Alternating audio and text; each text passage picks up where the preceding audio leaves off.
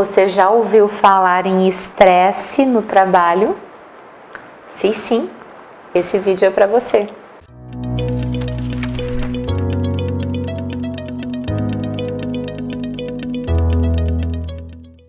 Olá, se essa é a sua primeira vez no canal, eu sou Cris Cantelli e aqui nós falamos sobre saúde e felicidade no trabalho. Aproveita para se inscrever no canal, porque toda semana tem vídeo novo para você, falando de assuntos super interessantes relacionados a isso.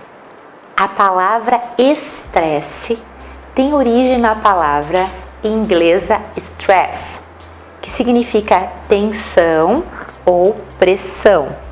Define-se estresse como um conjunto de reações fisiológicas necessárias para adaptação a novas situações. Essas reações orgânicas e psíquicas podem provocar um desequilíbrio no organismo se forem exageradas em intensidade ou duração.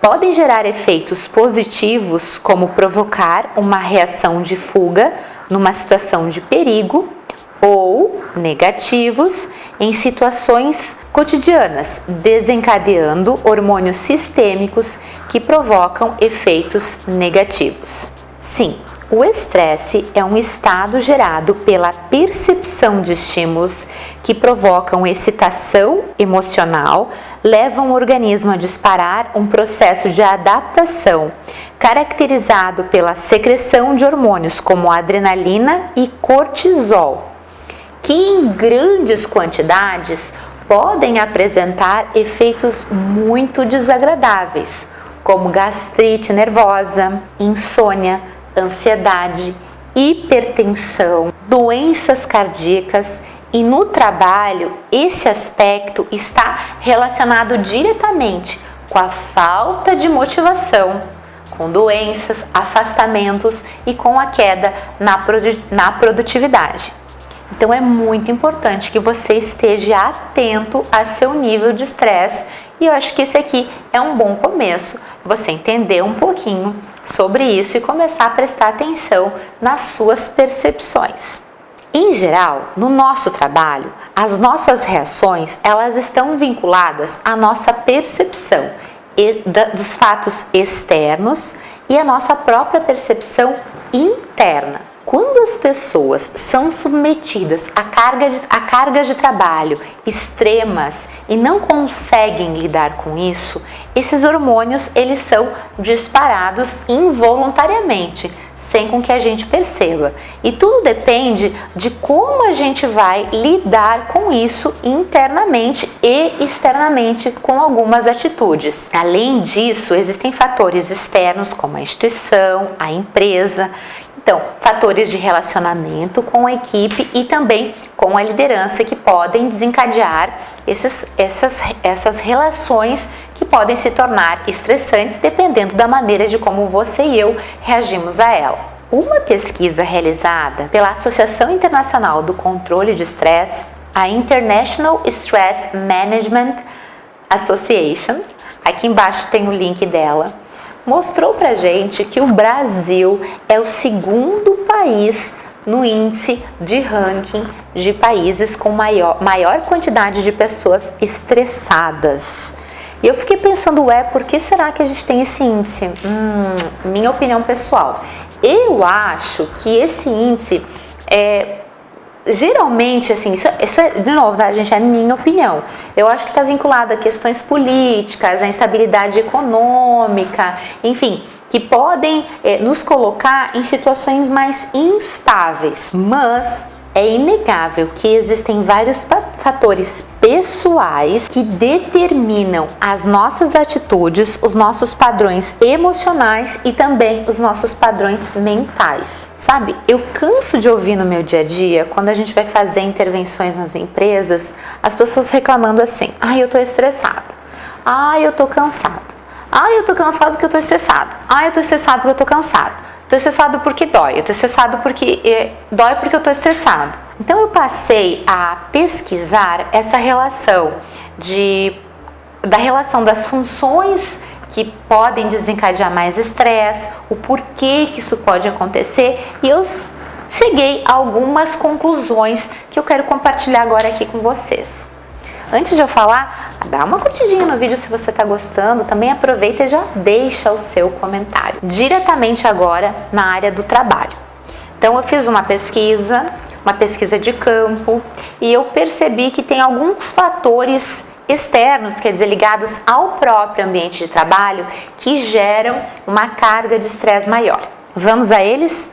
Eles vão aparecer aqui do ladinho, você vai ver comigo. Primeiro, pressão ou carga de trabalho excessiva. É uma causa bem interessante. Segundo, locais de trabalho inflexíveis, onde as pessoas não conseguem fazer atividades diferentes ou não têm flexibilidade para o trabalho. São locais onde as pessoas costumam a ser mais estressadas. Terceiro, regras excessivas. Não pode fazer isso, não pode fazer aquilo. Casa bem com o segundo, né? Quando o local de trabalho ele é mais inflexível, mais intransigente, mais inflexível, fica mais complicado de se trabalhar. Quarto, metas inatingíveis. Sabe aquela história de você dar meta e a pessoa ter que cumprir? Então, a gente nunca sabe até onde a pessoa pode ir. Isso gera uma situação de estresse bem comum, mais comum do que a gente imagina. Desencontros de informações. Um fala uma coisa, outro fala outra, a gente nunca sabe para que lado vai. Também é super comum pessoas que trabalham em instituições onde há desencontros de informações lidarem com altas cargas de estresse. Funções mal definidas. Ninguém sabe direito o que faz. Eu não sei se esse trabalho é meu, se esse trabalho é do meu colega, onde que eu vou, o que eu faço. Indefinições também é muito comum. Liderança confusa. Gente, isso é muito mais comum do que a gente pode imaginar. Sabe? Não definir quem é o líder, o que o líder faz, o que ele deixa de fazer, o que cada um, para quem que a gente responde. Isso também gera uma alta carga de estresse. E a última e não menos importante é a falta de crescimento dentro da empresa. O que eu observo é que quando tem esses fatores isolados ou em conjunto, as pessoas acabam sendo muito mais estressadas e tendo muito mais episódios de dor. Então a produtividade vai lá embaixo, isso gera equipes estressadas, insatisfeitas e o trabalho parece que não flui.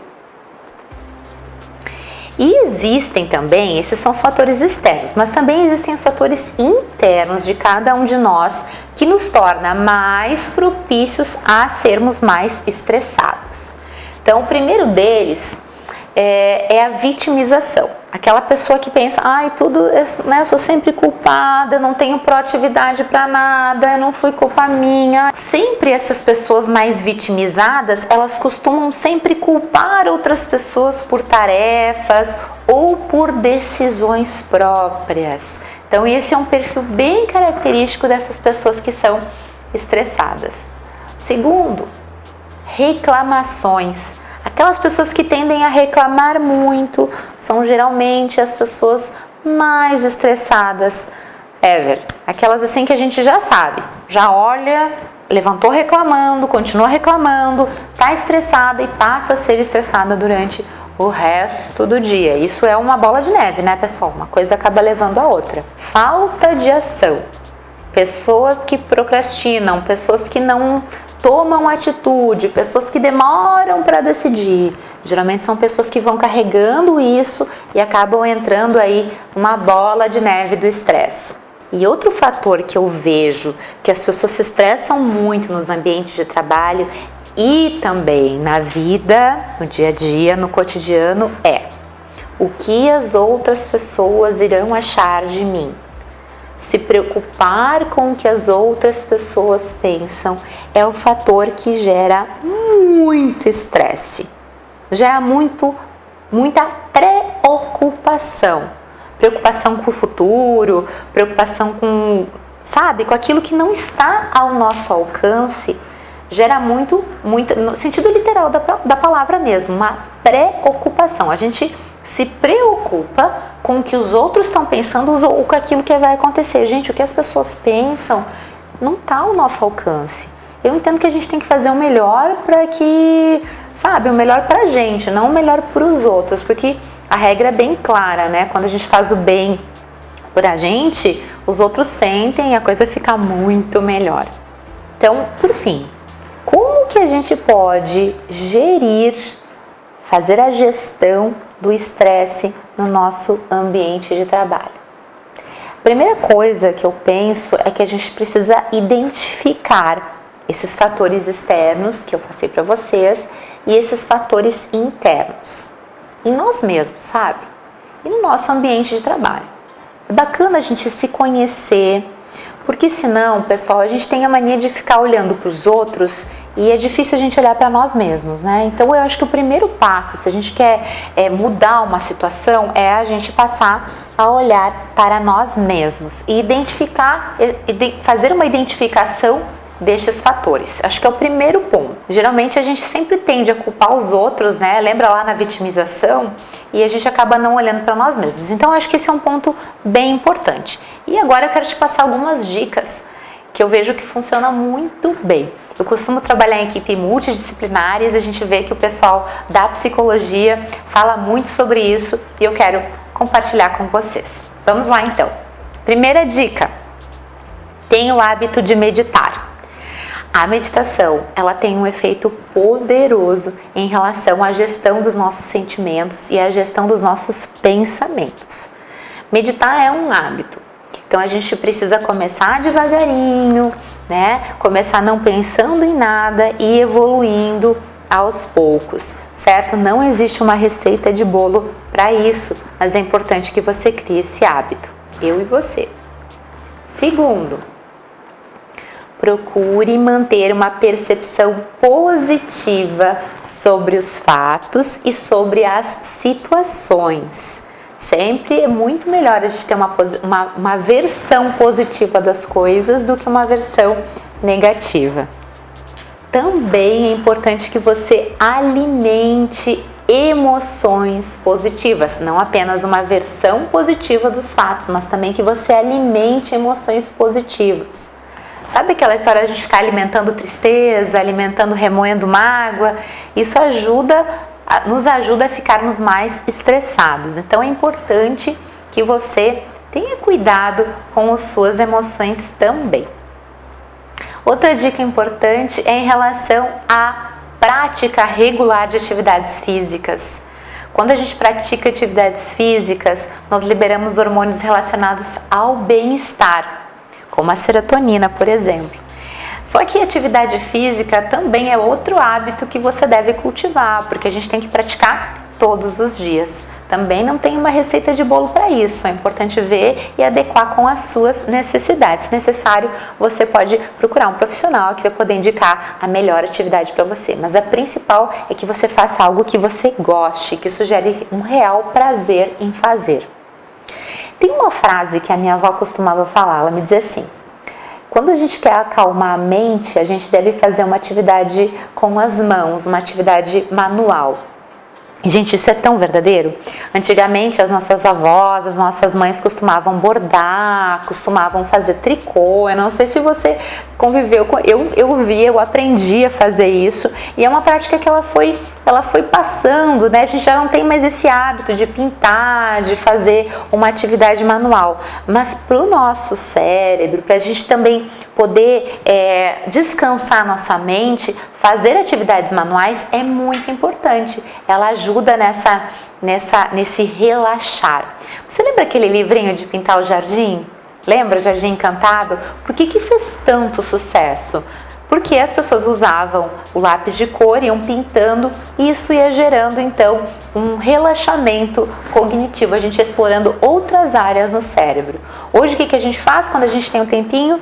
A gente corre para o telefone, corre para as redes sociais. Então cuidado com essa hiperestimulação, isso pode aumentar o seu estresse. E aí vai a minha outra dica: tem um tempo específico para você ir para as redes sociais. Se toda hora a gente ficar, entre uma coisa ou outra, uma tarefa e outra, a gente para e vai olhar as redes sociais, isso acaba gerando uma hiperestimulação do nosso cérebro, aumentando também o nosso estresse. Então, cuidado com isso, tá?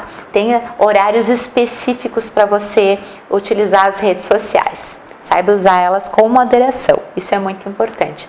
Até a Apple se preocupou com isso, né? Você sabe que agora no iPhone você consegue ver quanto tempo você usa o seu telefone, né? Porque isso realmente é uma realidade que quase está passando um pouquinho dos limites. Aprenda a delegar. É uma outra dica importante. Se você se encontra nessa questão de estresse assim como eu, é muito importante que nós saibamos delegar. A gente tem mania de querer tudo pra gente, isso nos torna muito mais estressados. Não tente controlar o incontrolável. Tem coisas que não estão ao nosso alcance. Eu acho engraçado, por exemplo, assim, às vezes eu me vejo, vou viajar para algum lugar, né? Eu já começo antes já me preocupar com o tempo. Será que vai chover? Será que vai, como é que vai estar? Né? Para a questão do aéreo mesmo, né? Se dá algum problema, se chove, atrasa voo. Mas assim, não depende de mim, né? Eu posso escolher a melhor roupa que eu vou usar, onde eu vou estar, se vai estar frio, se vai estar quente, mas o fato de chover ou não é uma coisa que, se vai atrasar o avião ou não vai, né? É uma coisa que a gente não tem como controlar. Esse é um exemplo. Mas eu vejo muita gente estressada com isso, né? Quer dizer, a gente não tem como controlar aquilo que não está ao nosso alcance. Tem uma outra dica que eu quero passar para vocês que eu acho super bacana, de tomar decisões.